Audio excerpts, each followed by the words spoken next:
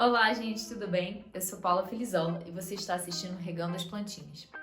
Quantas vezes no seu dia você levanta e senta na cadeira e vai buscar um café e para comer e volta a trabalhar e, nossa, é um ciclo sem fim. Honestamente, eu queria filmar um dia quantas vezes eu levanto e sento na cadeira, levanto e sento na cadeira. A gente está vivendo um período muito complicado, né? A gente está no meio de uma crise sanitária, muitas pessoas estão trabalhando de casa, né? Foram muitos meses de adaptações, muitas pessoas estão trabalhando com filhos em casa ainda por cima.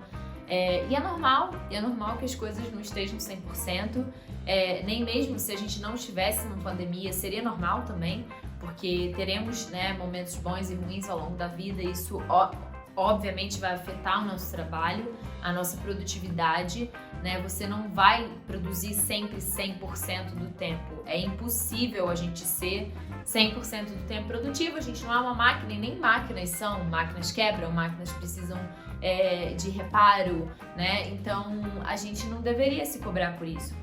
O grande lance é que procrastinar virou uma coisa um pouco ruim, né?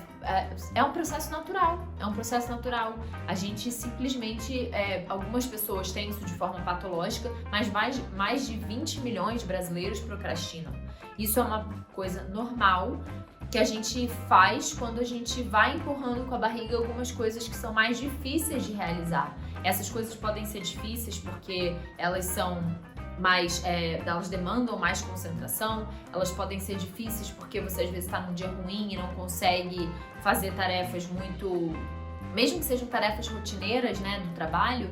Às vezes tem dias que você não tá afim de fazer aquela tarefa, às vezes algum relatório é mais chato, alguma matéria é mais difícil, alguma pesquisa é mais densa, e tá tudo bem, né? O grande lance é que a gente espera que a gente de fato seja e produza como uma máquina, né? Você vê na internet, tá todo mundo rico e produzindo e fazendo isso, fazendo aquilo, e claro, você se compara, é normal, mas saiba que você não tá sozinho.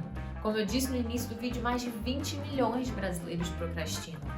E, gente, é claro que existem milhões de níveis de procrastinação, mas durante o dia é normal que você vá ter alguns momentos de menos produtividade ou algumas tarefas que você empurra mais com a barriga, né? E aí, esse é um assunto que eu gosto bastante, porque eu acho que é um assunto que afeta muitas milhões de pessoas.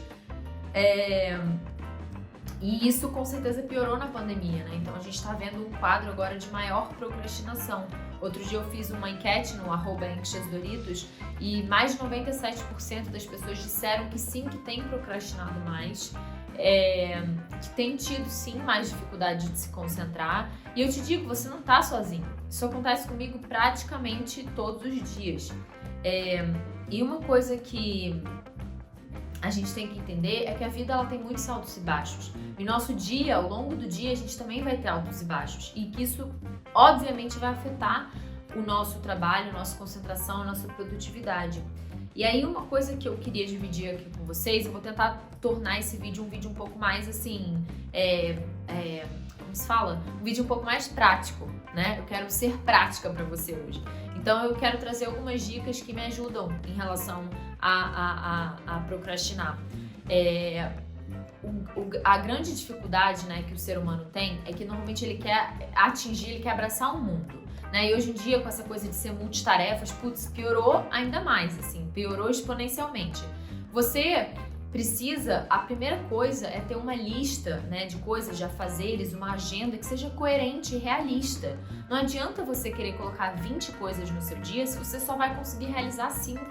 E você não vai conseguir realizar só 5 porque você é lento. Você vai conseguir realizar 5 porque são 5 coisas importantes, né? Então a gente tem que, eu acho que, quebrar as nossas vontades e os nossos desejos, os nossos hábitos em micro tarefas, né? Isso é a primeira coisa. Ter uma lista, primeira coisa, ter uma lista realista, né? E colocar, assim, alguns micro passos. Porque assim, quando a gente vê digamos assim, uma linha muito longa, a gente não consegue perceber que dentro dessa linha longa assim, tem vários pedacinhos que vão compondo essa linha longa. A gente não, quando a gente fala de conquista, a gente só vê o que é feito lá no final, a gente não vê o início, meio e o fim, né? Isso é um processo contínuo. A nossa vida é contínua, as nossas conquistas são contínuas, então a gente tem que entender que todo micro passo é um passo, é uma vitória, entendeu? Para de se cobrar só por coisa grande, para de querer só as coisas grandes, vamos conquistar, vamos celebrar as micro conquistas também. Então, separe, faça uma lista realista, e se você quer, por exemplo, inserir algum hábito, seja bem objetivo sobre o que você quer também. Então, assim, vamos supor, quando você vai fazer sua lista, não bota lá, sei lá, fazer exercício. Fazer tal exercício durante X tempos, seja tipo bem detalhe bem o que você quer fazer, o que você quer conquistar naquela tarefa ali. Eu acho que isso ajuda bastante, porque você vai começar a perceber que ao longo do dia você faz várias coisas que são importantes, né? Quando a gente divide nosso dia em, digamos assim, macro tarefas, a gente não percebe todas as micro tarefas que a gente realiza ali ao longo do dia. E isso pode ser um sinal, às vezes, que te leve a procrastinar. Quando você enxerga uma coisa muito grande, você fala, putz, isso vai levar muito tempo, não sei o quê. Mas se você quebra isso em mini coisinhas, você vai ver que, cara, você pode não conquistar aquela coisa inteira, mas você vai ter realizado um monte de micro hábitos ali dentro daquela coisa grande. Tá fazendo sentido? Acho que tá fazendo sentido, mas isso é bem importante.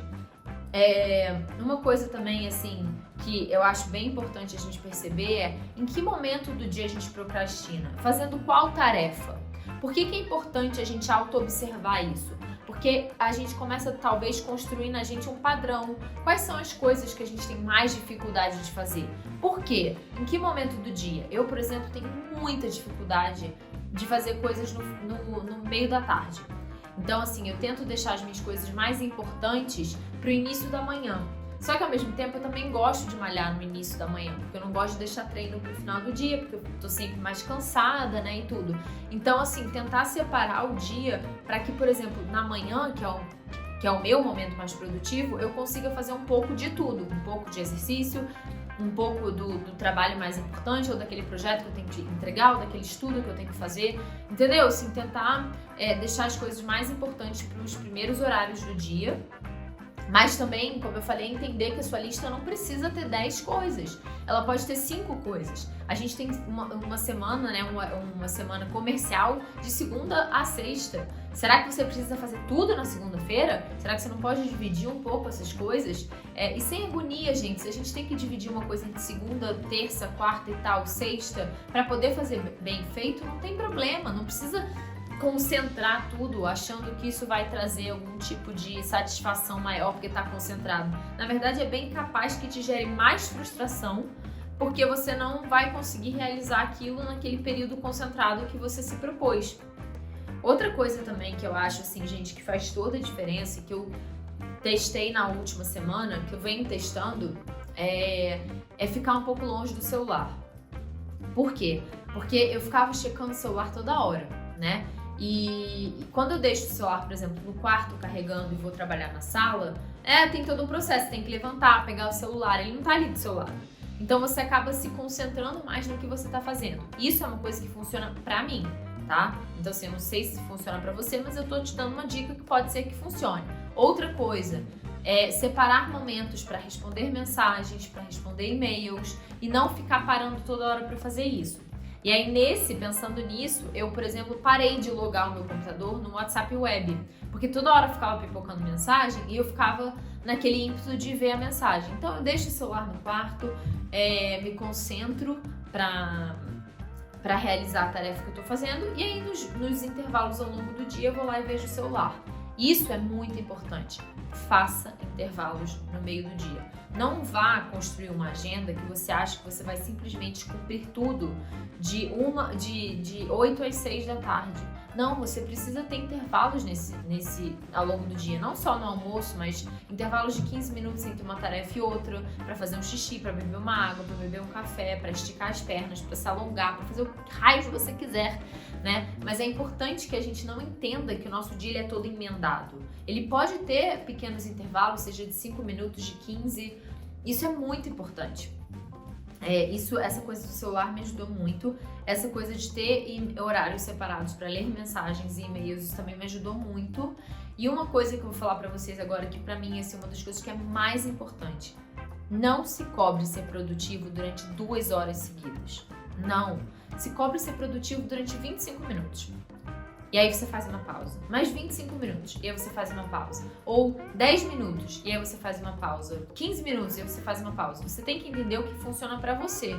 Mas o que eu te digo é que dificilmente você vai conseguir durante 2 horas ininterruptas ser produtivo, tá?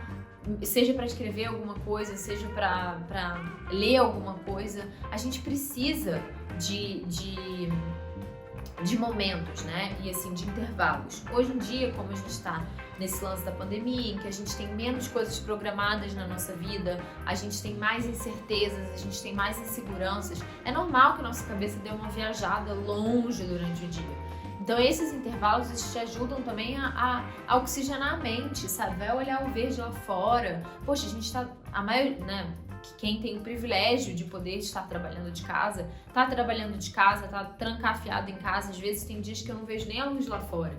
Então é importante que você tenha momentos que você levante, que você estique as pernas, não tem nada de errado nisso. Então assim, não se sinta culpado porque ao longo do dia você procrastina, você e zilhões de pessoas. Isso é normal. O que não é normal é a gente se culpar por uma coisa que faz parte. Quanto mais a gente se culpa, a procrastinação ela funciona assim. Quanto mais a gente adia, mais a gente sente culpa e mais a gente adia, e é um ciclo vicioso, né? Você vai se sentindo culpa, você adia, você se sente culpado, você adia, você se sente culpada e assim por diante. Então assim, como que você pode quebrar esse ciclo? Com as dicas que eu te dei. Faça isso em casa, você vai ver como a sua semana, o seu dia vai melhorar. E esse é o tipo de coisa que você pode ir personalizando ao longo do tempo. Você não precisa ficar preso ali naquelas regras, né? Pode ir personalizando, vai vendo como você se sente, tá bom? Eu espero que esse vídeo tenha te ajudado. Compartilhe esse vídeo com alguém que você acha que vai gostar dessas coisas que eu tô falando. Hoje foi uma reflexão meio prática, mas que eu acho que fez sentido, né, sobre procrastinação. Tá bom? Então, se você não é inscrito no canal ainda, se inscreva, por favor. A gente precisa muito de você aqui. Se você curtiu esse vídeo, deixe seu like. E se você ainda não ativou as notificações, ative, porque é assim que você vai saber quando sair um vídeo novo, tá bom? Um beijo e até a próxima. Tchau, tchau!